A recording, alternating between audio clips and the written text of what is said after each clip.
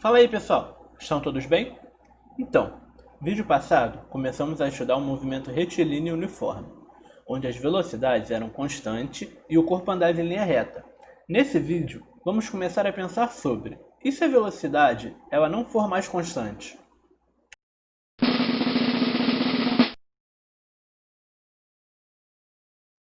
Então pessoal, sejam bem-vindos a mais um Sala de Kentucky. Aqui estamos no nosso laboratório, né? E para começar, vou relembrar um pouco do que a gente fez na aula passada. Bom, aqui no nosso canto esquerdo, eu fiz um gráfico, aqui em cima, né? Posição pelo tempo, e aqui eu criei um caso particular, que é o seguinte: a posição permanece constante em todo o tempo, ou seja, o objeto está parado. Se ele está parado, sua velocidade é zero, mas também é constante, certo? Já aqui no canto direito é o caso que nós estudamos, que é o seguinte: se o corpo se movimenta dessa forma aqui, ó, uma reta, ele tem a sua função horária, como nós vimos na aula passada. A sua posição, dependendo do tempo, vai ser igual à posição inicial, que é onde ele partiu, ó, até aqui, da onde ele começou, mais sua velocidade vezes o tempo. E a sua velocidade, por ser uma reta, ela é constante, olha aqui. Sua velocidade é constante igual a v, não muda.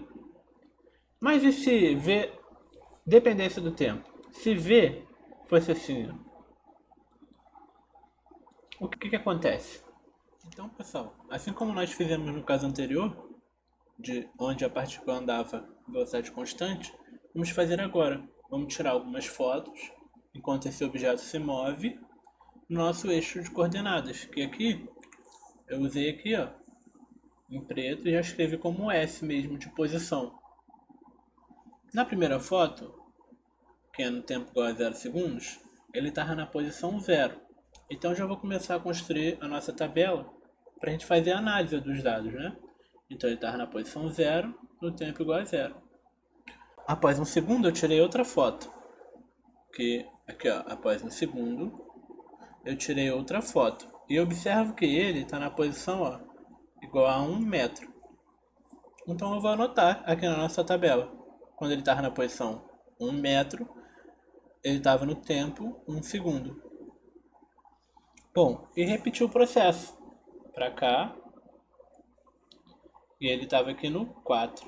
Então aqui, ó, 4, 2. Então eu fui tirando várias fotos a cada 1 segundo, né? Igual eu tinha feito anteriormente.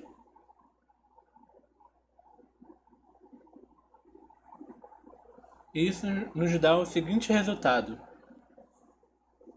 Então, esse foi o resultado. Na posição 0, ele estava no tempo igual a 0. No tempo igual a 1, ele estava na posição 1. No tempo igual a 2, ele estava na posição 4. No tempo igual a 3, posição 9. No tempo igual a 4, posição 16. Bom, como a gente tinha feito anteriormente, eu vou jogar esses valores num gráfico também, para a gente analisar. E aí eu pus os resultados no primeiro gráfico aqui à nossa esquerda. E se eu ligar os nossos pontos que nós achamos na tabela por retas, a gente já começa a ver um comportamento característico desse movimento. Só que ó, ainda está muito quadrado. Vamos fazer a mesma coisa que nós tínhamos feito anteriormente. Se nós pegássemos pontos intermediários, ou seja, de vez de tirarmos fotos de 1 em 1 segundo, se tirarmos fotos em meio e meio segundo, nós poderíamos ter um resultado um pouco diferente. Por exemplo, esse daqui. E vocês começam a observar que começa a surgir uma coisa mais boleada aqui, né? E então, o que a gente observa fazendo esse processo de tirar fotos cada vez mais rápido é que a função do movimento, ou seja, a equação horária que relaciona a posição com o tempo, vai ficando cada vez mais suave, como é que está aqui embaixo. Que se nós considerarmos esse movimento que nós estamos estudando, ele iria aparecer como uma parábola. que eu desenhei aqui. Bom, e isso considerando só até o final do movimento, né? Aqui. Mas como que a gente faz para descobrir a tendência do nosso gráfico, né? Para onde ela continuaria? Igual a gente fez anteriormente. Deixa eu apagar aqui esse lado aqui, ó, que a gente não vai usar. Bom, como a gente já percebeu que ele tem um formato de parábola, vamos olhar a equação da parábola. Bom, aqui com a equação da parábola, nós temos o seguinte. Temos o C, que é uma constante, e ela fica sozinha. Argumento de ordem zero. Ela representa, novamente, como no caso anterior, só para anotar aqui para relembrar, que S... Deixa eu anotar num canto aqui, ó. Vou botar assim, lembrando. MRU, né? O S, ele era igual a S0 mais T vezes V. No caso lá eu botei V vezes T, né? E o S, ele era o termo na equação que não tem a posição inicial. Bom, justamente aqui na equação da parábola, a posição inicial é o ponto onde ela toca o eixo Y, o eixo vertical. Porque se nós considerarmos só o movimento para o eixo positivo do X, seria a posição inicial. Então vamos começar chamando aqui, ó, esse C de posição inicial. O nosso Y é o eixo vertical e nós temos usado como eixo vertical a posição. Então vou botar aqui, ó, posição em função do tempo. Certo? Bom, olhando novamente para a nossa equação aqui do nosso movimento mais simples, o MRU, nós vemos que o termo que tem tempo, ou seja, que tem, no caso, o eixo da coordenada x, o termo de primeira ordem, é a velocidade. Isso irá se repetir nesse caso. Também teremos a velocidade aqui. E o nosso x, como nós temos usado, o eixo horizontal do nosso gráfico, é o tempo. Bom, sobrou justamente essa coisa estranha aqui, né? O A. O que ele é? Bom, o A ele está relacionado com a aceleração. De tal forma que, se nós usarmos esse princípio e alguns métodos matemáticos, que eu não quero abordar nessa série de vídeos, nós iremos encontrar que a função horária desse tipo de movimento é essa que eu estou escrevendo aqui agora. Bom, temos aqui então a posição em função do tempo, para saber aonde que o nosso objeto vai estar, considerando que ele partiu da posição inicial, S0, mais um termo de velocidade com o tempo. Essa velocidade, eu botei esse zero aqui para dizer que é a velocidade que ele começa o movimento. Porque o objeto, a gente pode começar a tirar as fotos e o nosso objeto já está andando com uma velocidade diferente de zero. Ou ele pode estar parado, e isso pode mudar algumas coisas, certo? E aqui nós temos o nosso A, que não é o mesmo. Ó, esse A aqui e esse A, eles são diferentes. Infelizmente eu acabei cometendo esse deslize. Mas esse A que se encontra aqui na equação horária, que eu vou marcar de azul, é a aceleração. E o que é a aceleração? Então vamos definir agora. Bom, a aceleração é a variação da velocidade conforme o tempo passa. Isso lembra alguma coisa? Bom, é como se fosse uma velocidade da velocidade. Então a gente pode definir a aceleração assim, ó. A aceleração é igual a variação da velocidade, né? Como a velocidade varia em função de quanto passa o tempo. Então aqui temos a nossa aceleração. E a aceleração tem uma unidade de, deixa eu botar assim, ó, metros por segundo quadrado, certo?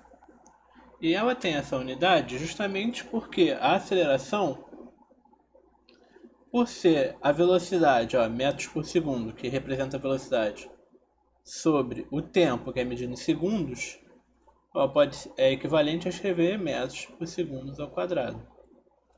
Tudo bem? Então, vemos que a nossa aceleração aqui, no nosso caso, ela é uma constante, olha só. É só um valor, A, é um parâmetro. E por ela ser constante, isso caracteriza um movimento específico, que é chamado de movimento retilíneo uniformemente variado. Deixa eu escrever aqui. Então, o que é realmente um movimento uniformemente variado?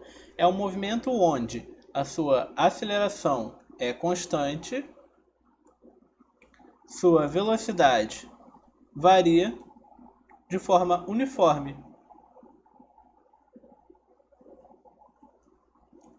Beleza?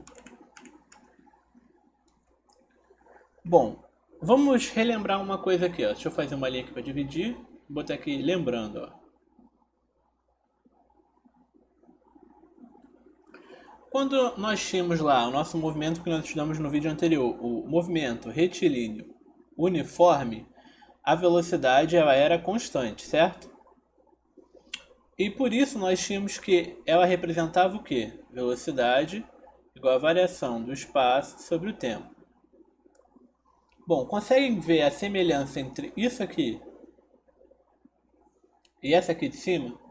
Se essa daqui, que está marcada de vermelho, né, que eu estou passando aqui no meu laser, ela representa a variação do espaço com o tempo sendo a velocidade constante, e a posição variava de forma uniforme, e agora quem está variando de forma uniforme é a nossa velocidade, eu consigo descobrir uma equação para saber como que essa velocidade varia, analisando essas duas equações aqui, ó. Vamos apenas trocar na equação horária, lembra que era assim, ó? Tá? Então vamos trocar aqui, ó, tudo que é espaço por v e tudo que é v por aceleração. Então vamos trocar. O s, aí eu falei que era trocar por v, né? Então é v, que é igual a v0 mais o v trocar por a. Pronto, nós temos aqui uma equação de como a velocidade varia. Beleza? Antes nós tínhamos achado uma equação horária para esse tipo de movimento que está aqui, ó.